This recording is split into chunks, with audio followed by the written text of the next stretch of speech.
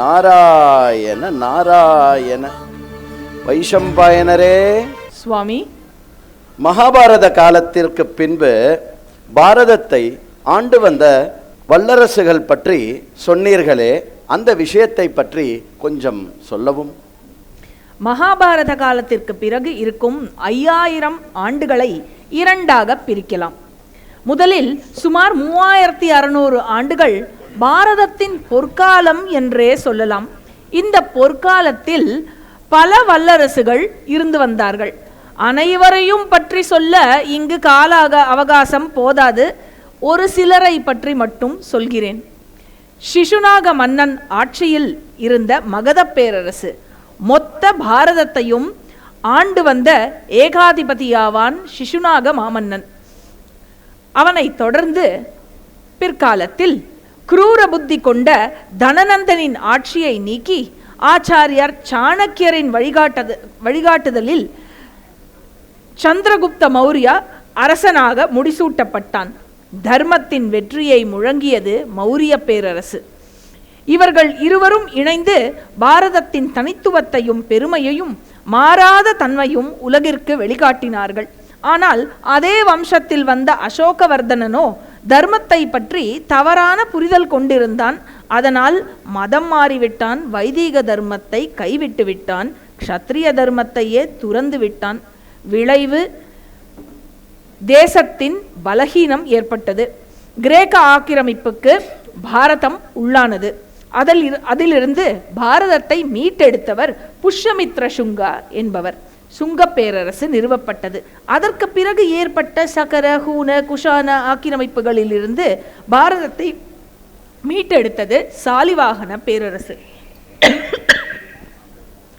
பாரத சரித்திரத்தில் மௌரிய பேரரசை தொடர்ந்து கொண்டாடப்படும் பேரரசு குப்த பேரரசே ஆகும். உஜ்ஜயினியை தலைநகராக கொண்டு ஆண்டான் ஏகராட் விக்ரமாதித்யன். பாரசீகம் தேசம், அதாவது இன்றைய ஈரான் வரை அவன் ஆண்டான். 5000 வருடத்தின் இரண்டாவது பாகமானது அடுத்து வந்த 1200 ஆண்டுகள். இது மிகப்பெரிய போராட்ட காலம் என்றே சொல்லலாம். இருப்பினும் தர்மமே வென்றது என்பதற்கு சான்றாக இருந்த சாம்ராஜ்யங்களில் சிலவற்றை நான் குறிப்பிடுகிறேன். தெற்கு பாரதத்தில் ஒரு பக்கம் சோழ சாம்ராஜ்யத்தின் மகிமை உலகளாவி கொடிகட்டி பறக்க, அதே சமயம் வடபாரதம் முதல் மத்திய பாரதம் வரையில் அரக்கத்தனமான கொடூர இஸ்லாமிய ஆக்கிரமிப்புகளை எதிர்த்து வெற்றியை நிலைநாட்டிய ரஜபுத்திர சாம்ராஜ்யம், விஜயநகர சாம்ராஜ்யம், சீக்கிய சாம்ராஜ்யம், அத்துடன் இன்றளவிலும் சரித்திரத்தில் ஒப்புமையற்று திகழும் சத்ரபதி சிவாஜி மகாராஜின் ஹிந்தவி ஸ்வராஜ்யம். தர்மத்தை காக்கும் ஜெய் பவானி, ஜெய் பவானி. தர்மத்தை காக்கும் பொருட்டு இவர்களால் மட்டுமே, இன்னும் குறிப்பாக சொல்ல வேண்டும் என்றால் விஜயநகரம் மற்றும் ஹிந்தவி ஸ்வராஜ்ய மன்னர்களால் மட்டுமே, அவர்களால் தான் தெற்கில் இன்றளவும் நம் தர்மத்தின், நம் கலாச்சாரத்தின் சின்னமாக இருக்கும் கோவில்கள் அழியாமல் இருக்கின்றன. ஒரு சில முகலாய படைகளால் தீண்டப்பட்டாலும் வடக்கில் ஏற்பட்டது போன்ற பயங்கரம் தெற்கில் ஏற்படாமல் காக்கப்பட்டது. கலியுகத்தில் மனித வரலாற்றிலேயே அதிகபட்சமான கொடூரமும் இரத்த பொழிவும் ஏற்பட்டது இஸ்லாமிய ஆக்கிரமிப்புகளில்தான். நாராயண நாராயண. ஒரு நிமிடம் நான் என்னையே மறந்து விட்டேன். அதனால் தான் அந்த மௌனம். புராண காலத்தில் இவ்வாறு நடந்தது, அவர் இப்படி செய்தார், இவர் இப்படி வீரம் மிகுந்து இருந்தார், இவைகளெல்லாம் நாம் சமுதாயத்தில் எங்கேயான கேள்விப்பட்டிருக்கிறோமா? நமக்கு கற்பிக்கவும் இல்லை, அதை பற்றி நம் தாய் தந்தையர் சொல்லிக் கொடுக்கவும் இல்லை. இவெல்லாம் இப்படி சொன்னால் எப்படி நம்புவது வைஷம்பாயனரே? தேவரிஷி, உண்மை என்னவென்றால் இதை சொன்னது அமெரிக்க வரலாற்றாளர் வில் துரந்த் என்பவர்தான். ஓ, வெள்ளைக்காரனே சொல்லிவிட்டாரா? அப்போது உண்மைதான். ஏனால் வெள்ளைக்காரன் பொய் சொல்ல மாட்டான். தேவரிஷி மொத்த ஆகாயத்தையும் காகிதமாக்கி சமுத்திரங்களை பேனாவின் மையாக்க கொண்டு எழுதினாலும் ஒவ்வொரு முறையும் தர்மம் வென்று வெற்றி வாகை சூடி அரியணையில் ஏறிய சரித்திரத்தை எழுதி மாளாது சொல்லியும் மாளாது. இன்று பாரதம் ஆங்கில ஆட்சியிலிருந்து விடுதலை பெற்ற போதிலும் ஆங்கிலேயன் செய்த மற்ற குரூரத்தனங்களை காட்டிலும் ராஷ்டிரத்தின் முக்கிய அம்சங்களான அரசியலமைப்பு, சட்டதிட்டங்கள், குறிப்பாக கல்வி போன்ற விஷயங்களில் செய்யப்பட்ட சதியால் பாரத மக்கள் சுவாபிமானத்தை மறந்த நிலை ஏற்பட்டது. பொற்காலத்தில் திகழ்ந்த பாரதம் தன் பரம வைபவத்தை இழந்தது. வேதனைக்குரிய சரித்திரம்தான் இது. ஆனால் இன்றோ வைஷம்பாயனரே, என்னால் நிச்சயமாக கூற முடியும், மக்கள் சிந்தனையில் மாற்றம் ஏற்பட்டுள்ளது. முன்பிருந்தது போல் இப்பொழுது இல்லை. பூலோகத்தில், முக்கியமாக பாரதத்தில் அனைவர் வாயிலும் இருப்பது என்ன? ஏ நயா பாரத் ஹை, ஏக் கர் மே குசேகா பி மாரேகா பி. ஆம் தேவர்ஷி, இந்த ஆச்சரியங்கள் குருவான சுவாமி பிரம்மயோகானந்தா அவர்கள் ஓம் பாரதம் பரம வைபவத்தை நோக்கி செல்லும் பாதையை 150 ஆண்டுகளுக்கு படிப்படியாக காலக்கோட்டிலிட்டு நிர்ணயித்துள்ளார். சுவாபிமானம், வித்யா, வித்தம், தர்மம் என்று 4 பிரிவுகளாக தொகுத்து கொடுத்துள்ளார். பிரஜைகள் சுவாபிமானத்துடன் இருந்தால் இந்த மண்ணின் சரித்திரத்துடனும் கலாச்சாரத்துடனும் தம்மை அடையாளப்படுத்தி கொண்டிருப்பார்கள். அவர்கள் நீதி, அநீதி, ஊழல், அதர்மம் ஆகியவற்றை ஏற்க மாட்டார்கள். தர்மமான தலைவர்கள் அவர்களை ஆதரிப்பார்கள். உரிமையை பற்றி பேசாமல் எப்பொழுதும் தங்கள் கடமையை பற்றி மட்டுமே பேசிக்கொண்டிருப்பார்கள். மக்களின் இப்பண்பினால் நாட்டில் நிலைத்த நீதியே நிற்கும். இது முதல் படி. இதை ராஜசூய கட்டத்தின் முதல் படியான அதர்மத்தை வீழ்த்தி தர்மமிகு க்ஷத்ரிய மன்னர்களை மீட்டெடுத்த ஜராசந்த வதத்தினுடன் ஒப்பிட்டு சொல்லலாம். ஆஹா ஆஹா, என்ன ஒரு விஷயம்! ஒவ்வொரு முறையும் தர்மமானது வீழும் பொழுது அதற்கு இறைவன் மீண்டும் வந்து தர்மத்தை நிலைநாட்டுகிறான். இந்த ராஜசூய யஜ்ஞம் எப்பொழுதுமே தர்மமே தலைத்தோங்கி இருப்பதற்கான ஒரு முக்கியமான வைதிக காரியமாகவும் இறைவனுடைய விஷயமாகவும் இருக்கிறது. பலே பலே பலே பலே. இரண்டாவது கல்வி. கல்வி சீரமைக்கப்படும் பொழுது அது வெறும் ஏட்டுச் சொரக்காயாக இல்லாமல் ஒருவரின் நற்குணங்களுக்கு வழிவகுத்து கொடுக்கும். கல்வி அறிவு பெற்ற சமுதாயம் எப்படி இருக்கும்? வினயம், விவேகம், பொறுப்புணர்வு, தர்மத்தின் மீதான மரியாதை, மேலும் நல்லது எது கெட்டது எது என்றும் பிரித்தாராயும் தன்மை பெற்றிருக்கும். இவ்வாறு அறிவுடன் செயல்படும் சமுதாயம் உலகில் மற்ற சமுதாயங்களை காட்டிலும் அறிவிலும் பண்பிலும் வாழ்க்கை தரத்திலும் மேம்பட்டிருக்கும். இதை ராஜசூய கட்டத்தின் 2வது படியான திக்விஜயத்துடன் ஒப்பிட்டு சொல்லலாம். பலே பலே பலே. மேலும் மேலும் 3வது வித்தம்.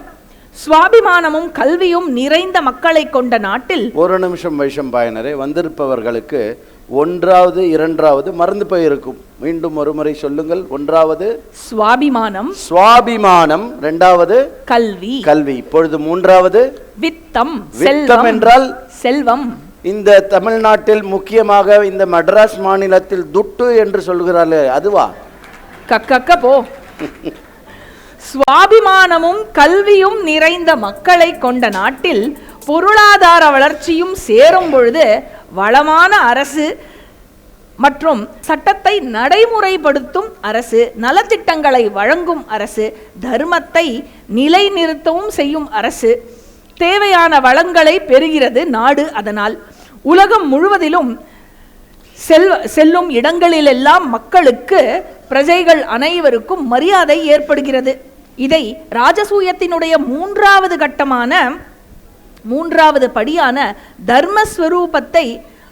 தர்மஸ்வரூபமான இறைவனுக்கு கொடுக்கப்படும் முதல் மரியாதையினுடன் ஒப்பிட்டு சொல்லலாம். ஆஹா ஆஹா, என்ன ஒரு விஷயம்! வேதம் கொடுக்கிற அறிவு, அந்த அறிவின்படி நடத்தல் தர்மம், அந்த தர்மத்தினால் ஒரு சமுதாயம் எப்படி இருக்க வேண்டும் என்ற அறிவுடன் வளர்ந்து இருக்கக்கூடியது பாரதம்.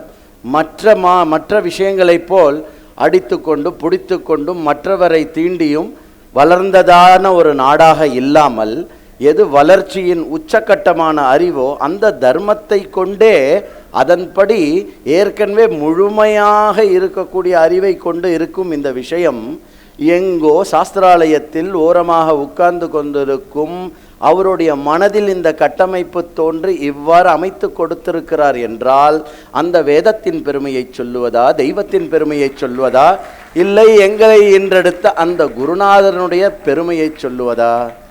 அற்புதம். நான்காவது தர்மம். சுவாபிமானம், கல்வி மற்றும் வித்தம் நிறைந்த ராஷ்டிரத்தில் தர்மமே ஆளும். பாரதம் பரம வைபவத்துடன் இந்த விஸ்வத்துக்கே குருவாக திகழும். பாரத் மாதா கி. ராஷ்டிரம் தாரயதாம் துருவம். வைஷம்பாயனரே, அடுத்தது போகலாமா, மேலே செல்லலாமா? நாமே பேசிக் கொண்டிருக்கிறோம். பூலோகத்தில் அனைவரும் பசியுடன் காத்திருக்கிறார்கள். கண்டிப்பாக. அதனால் இப்பொழுது இந்த அவைக்கு மிக முக்கிய விருந்தினராகவும் சமுதாயத்தில் மிகப்பெரிய காரியங்களை ஆற்றக்கூடியவர்களாகவும் நிறைய பேர் இங்கு வந்திருக்கிறார்கள். அவர்களில் தேர்ந்தெடுக்கப்பட்ட ஓர் சிலரில் முதன்மையாக இப்பொழுது இந்த அவைக்கு ஸ்ரீ ஆர் கோபால்ஜியை நான் மேடைக்கு அழைக்கிறேன். அவருடன் சேர்ந்து மேடைக்கு ஸ்ரீ துரைசங்கர், ஸ்ரீ கிரண் ஸ்ரீவத்சன், நிருத்யா ஜெகநாதன் அவர்களையும் அழைக்கிறேன். அனைவரும் வந்து தங்கள் இருக்கையை ஸ்வீகரித்து கொள்ளுமாறு கேட்டுக்கொள்கிறோம். முதலில் ஸ்ரீ கோபால்ஜி என்ற அன்புடன் அழைக்கப்படுகின்ற ஸ்ரீ ஆர் கோபால்ஜி, அவர் பல பேரிடத்தில் புழக்கத்தில் இருக்கும், அதிகமாக புழக்கத்தில் இருக்கும் தினமலர், அனைவரின் நம்பிக்கையை வென்ற தினமலரனுடைய பப்ளிஷர் அண்ட் டைரக்டர், மீடியா இண்டஸ்ட்ரியில் இருக்கார். அப்புறம் வந்து அவருடைய முக்கியத்துவம் வந்து emphasises on storytelling in very dynamic ways so that it reaches every nook and corner with the impact of reality. He is actively involved in cultural and religious events, especially Tirupati. இங்கேருந்து திருப்பதிக்கு திருக்குடை போகிறது இல்லையா, அந்த திருக்குடையோடைய மொத்த கைங்கரியமும் Sri R கோபால்ஜியோடது தான். எப்படி பாகுபலியில் வந்து அவர் இப்படி கொடையை பிடிப்பாரோ அந்த மாதிரி பெருமாளுக்கு அவர் கொடை பிடிக்கிறார். மீடியா வந்து அவருக்கு மீடியா, இந்த திருக்குடை இதெல்லாம் வந்து வெளியில் தெரிகிற ஒரு விஷயம். வெளியில் தெரியாத ஒரு விஷயம் வந்து அவர் ஒரு ஆன்மீக சிந்தனையாளர். சமுதாயத்தில் நிறைய பேருக்கு வந்து சைலண்ட்டாக நிறைய ஒர்க்கு பண்ணிட்டுருக்கார். ஏன் நாங்கள் இருக்கிற தெருவிலேயே வந்து அவர் வந்து ஒரு பெரிய ஸ்தாபனத்தை நடத்தி நிறைய பேருக்கு பண்ணிட்டுருக்கார். யூத்துக்கு வந்து நிறைய பண்ணிட்டுருக்கார். கிராமங்களாக இருக்கக்கூடிய நிறைய விஷயங்களுக்கு பண்ணிட்டுருக்கார். விஸ்வ ஹிந்து பரிஷத் மூலமாக நிறைய பேரை ரீச் பண்ணி சொல்லிகிட்டே போகலாம் அவரை பற்றி.